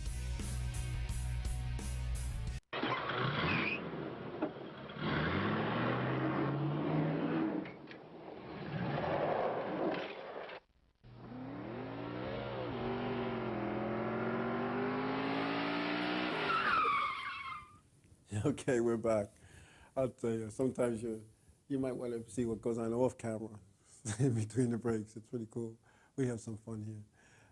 Anyway, yeah, we're talking about some things, racetracks and what we want to do and what we want to see. And again, consistency. And that's all I ask for any race official is to be consistent in their decisions and their calls. And, I spoke to a driver over this past season when I was talking to him about coming back racing. And he laughed, but he didn't laugh like he was laughing at me like, oh, you're an idiot. He laughed like, he goes, oh, this will be interesting, because he knows how I am. And he was a competitor back in the day when I was a head official. And he said, he goes, I didn't always agree with calls you made, with decisions you made. He goes, but when I look back, he goes, you made the same call, whether it was this guy, that guy, the other guy. You were consistent. And he goes, and sometimes, and we didn't agree with your decision. And it was always, oh, you better not, let the next guy do that. And I never did. I shouldn't say never. There were times when my hands were tied, as many of you know. But that happens everywhere, and even in the top series. It really does. I'm sure Rick Hendrick has a little bit more pull than Tommy Baldwin Jr. when it comes to certain things. It's the nature of the beast. It's just how it is. It's like that in any business, any entertainment world or field. So that's just how it is. Anyway, we have DJ from Connecticut on the line. DJ, you there? Yeah, I'm here. How you doing, big guy? I'm doing fine. Yeah. Enjoying the snow up here. I'll tell you, Wade called me up, and Wade called me, because, waiting for me to call him. You're breaking up somehow, or... So, hello? Wade called me, and he said, there's a foot of snow on the ground, stay home. Yeah, we got about 7.5 inches. Yeah, so I didn't get to go up there. I was out there snow blowing yesterday, and it was good. But, the reason why I called, we got to air this thing out about Bristol. Yeah. I'm telling you what, it's still eating at me. Oh, yeah, well, every time we get a different official, that's the whole problem is. Well, when you say different, for those who don't know, it was a different series that the official was in our pit. And they didn't know what we do. You did a great job down there. It's not your fault. It was the officials' fault. It was the power's fault. The power to be, as you would put it, because there's no reason why he could go down 6 laps in the pits when, they're doing 4. He's not talking now. That's Donna. She's in the background. She's my typer. I'm listening intently. So, anyways, and it just kind of ticked me off, and I threw off my helmet. I walked away. I said that before. I'm not happy with something like that. No. When we're together, we're gonna try to do things the right way and try to do it professional. Absolutely. And do it the way that you want to do it. Yeah. Yeah. Spotter deal is I don't know who we're going to have for that right now. It's got to be a person I could bond with. Yeah. We got a bad connection. I can barely hear you. I don't know why. It's got to be a person that not only can I bond with, but that I feel comfortable with. Comfortable with, right. I spoke to Freddie Kraft. He told me I couldn't afford him. And I said, I think I can afford you. It's just I don't know if I want to give up a set of tires for race to have him come spot. But, those are some of the things we're going to need to work out and talk about. Yeah. So. I just, we're going to play it safe, and when the spotter's up there to help you, and and I'm going to be down below. Did you talk to Wade about me, by the way? No. Oh. Well, I want to have that conversation face to face. Oh, okay. All right. That's on my notes. So I'm going up with a notebook full of questions and statements. So. That's cool. Yeah. There's a lot of things that that we need to just, I mean, he made me feel good that the Hans device is there and the new seat is there, and that Billy the Kid, dropped off the motor and that's there. And basically Wade told me what I needed to go get was like, a fire suit and shoes and a helmet, and get my helmet set up for the Hans, which I think I have. I just don't know if it's in the, I don't know what the ruling on helmets is anymore, because I never did that. I think it's 5 years. Yeah, so I'm thinking my helmet's you no have good. to get like either a shoe helmet that's really, really good. Yeah. It's a certain number on there. Right. And a bell helmet. Right. And I forget, there's another one out there. I can't remember what it is. But a lot of guys like that stealth type helmet there, where it's really small eyes. Mm-hmm. But I prefer when Jake did, we got him a bell helmet and we got him the Auburn. Oh, right. If you see that during the night, it just brightens up everything. If you take the glasses and you put them on the Auburn, they just brighten up everything. It's just the same thing. I got it on my excuse me. I got it on my helmet when I dump gas. Why can't I just have a skull cap and goggles?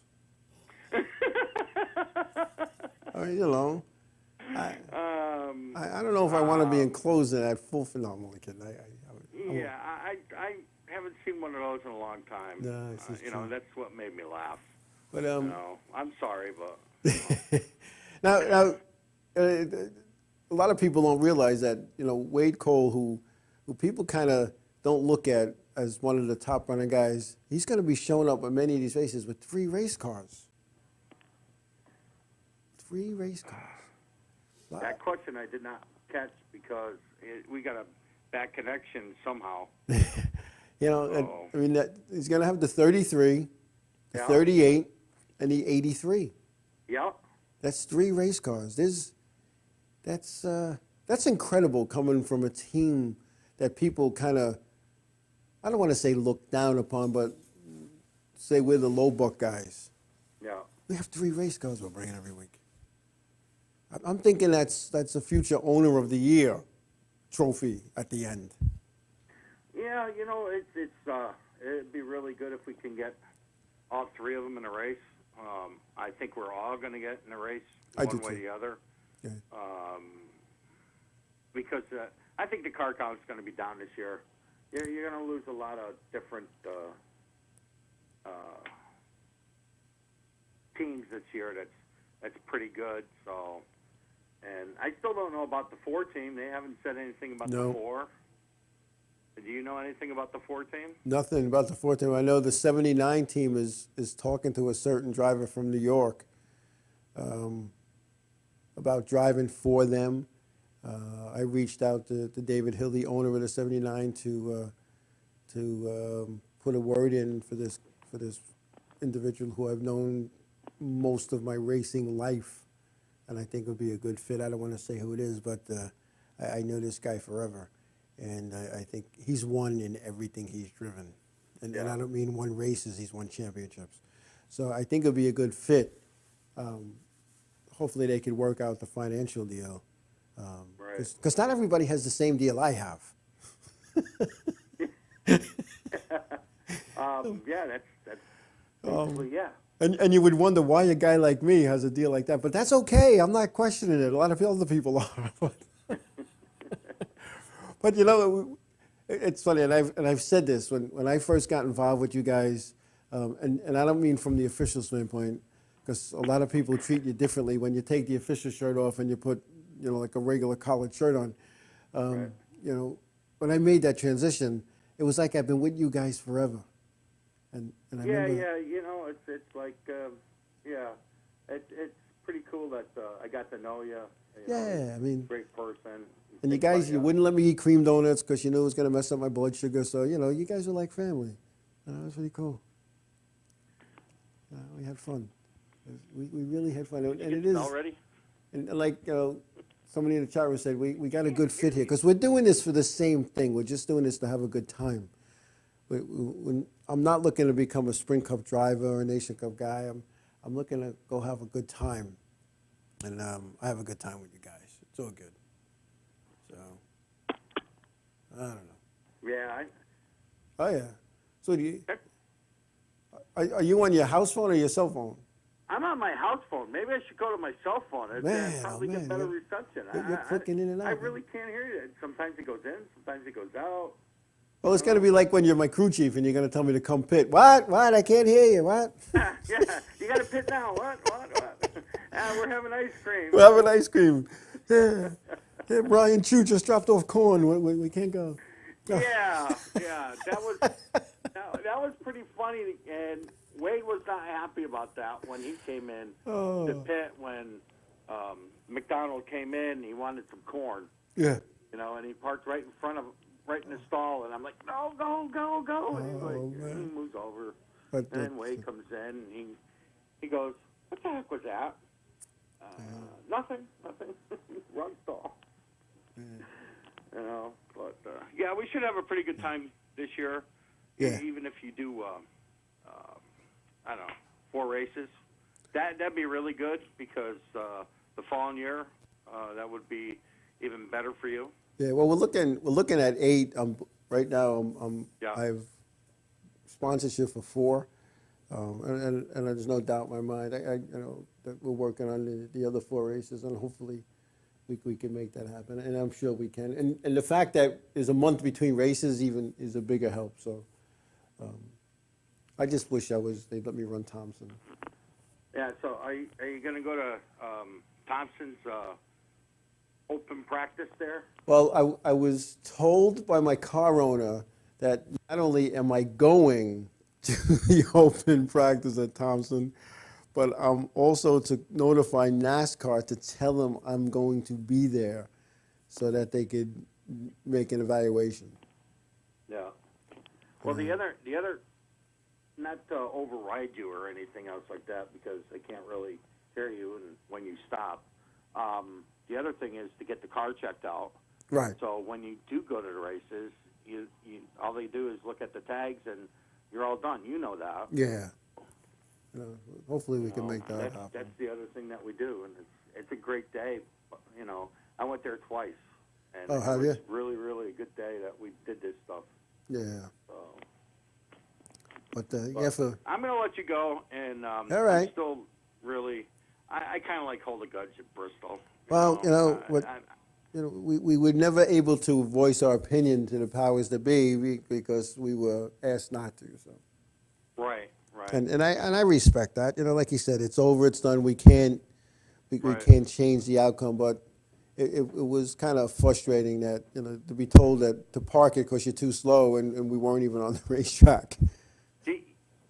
Not to interrupt you or anything else, but I was watching the truck race, Mm-hmm. and I go to Donna, my girlfriend, and I go to her. I says, "See that official right there, that female?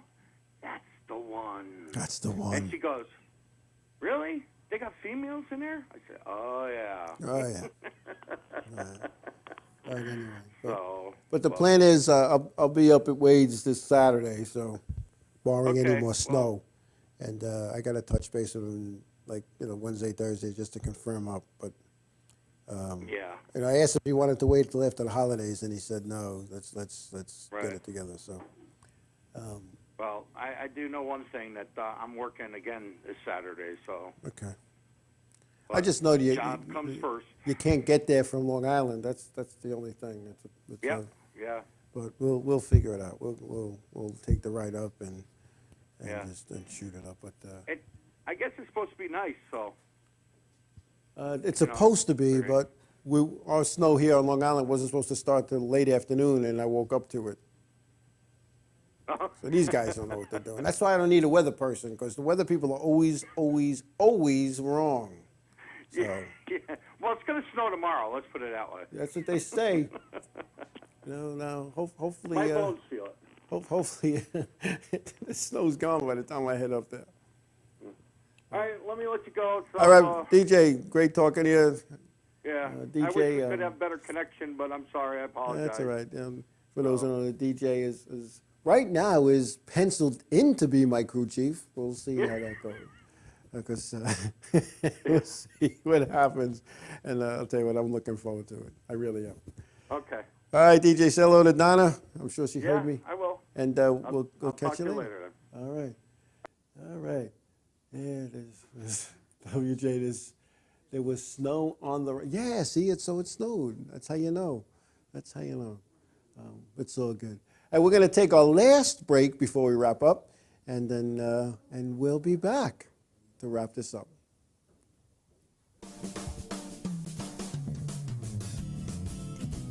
Stop putting it off and start painting it up today at Ben's Paint Station, featuring Benjamin Moore paints, Sickens, wood finishes, paints, and professional paint supplies, ideal for contractors and homeowners, stain paints and epoxies, family owned and operating, in business for over 55 years, professional and experienced help, located at 2 locations, 55B Route 25, Coram, Long Island, New York, and 1495 Plaza, Montauk Highway, Mastic, New York.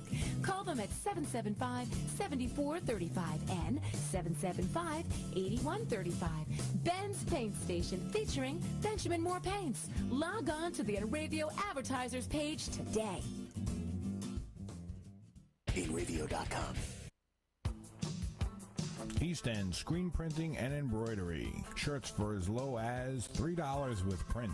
631-281-TEES. That's 631-281-TEES. 1355F Montauk Highway, Mastic, Long Island, New York. Go to eastendsilkscreenprinting.com for more info. Hanging with the cool kids at InRadio.com. Hey guys, it's Christine from Backwater. Tune in every Saturday night from 7 to 9 for music history, musicians' birthday blocks, trivia time, and the best alternative music around. Saturdays at 7, only on InRadio.com, broadcasting to the world.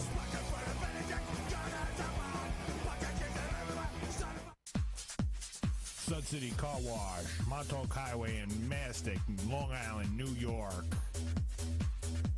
$9.99 early bird special Monday through Thursday, 7:30 to 8:30 a.m. Phone 395-6114. Sud City Car Wash. Hand washes, hand waxes, and detailing. Interior cleaning, brushless, car wash club. Simonized products. Sud City Car Wash. Montauk Highway in Mastic, Long Island, New York.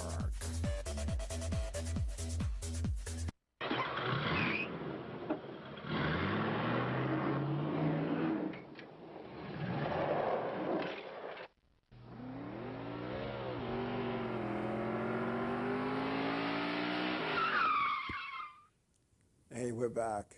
We're back. So the last show of 2013, we're in it, and we got through another year, and it's just we've been doing this since 2011, and again I started the show with Henry, and you know I still chat with Henry every once in a while on through the social medias, and I want to thank Henry for letting me come on his show, which then became my show. I might want to, maybe one of these days I'll have Henry back on as a guest co-host, because you know he brought a lot to the table. He was the guy that looked everything up. I just got to talk about it. Now I got to do that myself. So, Loyally Street as Bill Green. Oh yeah, we spoke. Kevin, yeah, definitely we'll bring him on. He said he's going to come on after the first of the year. So from the fire department drill team, Bill Green, his name was. I spoke to him at the swap meet, which I had a good day at. But here we are, again, 2013 coming to an end. Again, I want to thank my producer, Christine, who this is her last show with me. Again, I want to thank her because I couldn't have done this without her.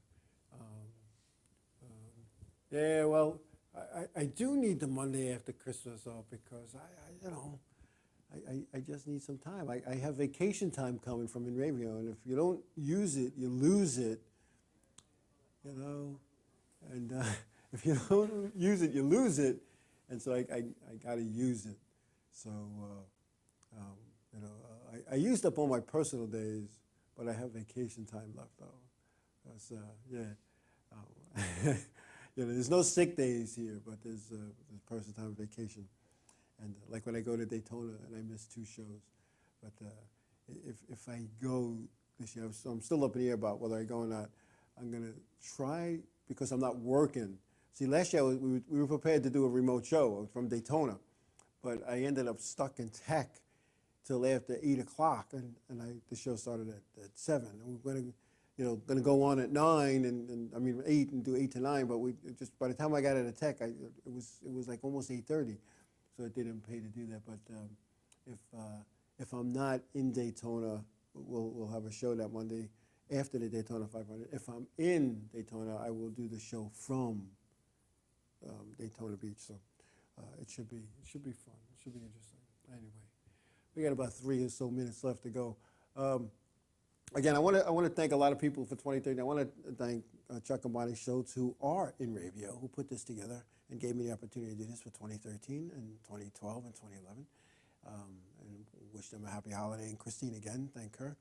And Matt, who kind of has come down a few times and helped out. He's going to be my new producer, starting with me full time in January. So that'll be good. And for any of those of you who I may have offended with any of my Joe rants, I apologize. Not. I tell it like it is. If it offends you, I'm not sorry. Suck it up. Put on your big boy pants. Roll up your sleeves. Because I tell it like it is. And any of you race promoters who don't like my constructive criticism, well, here's my philosophy on certain things. If you do continue to do the things you do, you will continue to get the results that you get. And sometimes you have to make changes, because if you don't change and you keep doing things the way you did it, you know, think about it. If the Wright brothers didn't try to fly, we'd still be walking and we'd still be driving cars. You got to take a chance sometimes. And I'm not just saying this. This isn't thrown at my local racetrack. This is thrown at every race car promoter that opens the gate to a racetrack every weekend or every week or whatever it is. If something's not going right, you got to change it. And the change isn't always a new division. You know, you might need to change your staff. You might, if they're not going to do the right thing by the competitors, you don't need them. And you know, when you have drivers disappearing, don't ask your PR guy to call for where they go. Why don't you call the people and see why they're not coming to your racetrack? And I'm sure you're gonna get a different. You guys crack me up. A different response. The reason I'm laughing, for those of you in the chat room and those who are not, I have the HR director for NRavio on myracenews.com, who has kept track of my days off, and he's said that I took 5 weeks off already. They were sick days. They weren't vacation days. Oh, man. You guys crack me up. Anyway, it's almost time to go. So anyway, I want to thank you folks. There's a lot of people out there that I haven't thanked that I want to. And first, I want to thank you guys and gals who come into this chat room and give up 2 hours every Monday night to listen to whatever nonsense Joe's going to talk about. And I thank you for that, because this isn't my show, it's your show. And I appreciate you guys and gals doing what you do for me. And I really do. I'm a humble guy, and I say that sincerely. But anyway, the clock's ticking. So I want everybody to have a very happy and safe holiday, and enjoy. Take the time to enjoy it. Take the time to smell the roses, because when the roses are gone, there's nothing to smell, and you won't know what they smelled like because you didn't smell them. Make sure you tell somebody you love them. God bless you all, and thank you for a wonderful 2013. See you in 2014. Good night, everybody. Just out of place, 'cause you just sort of drive, but I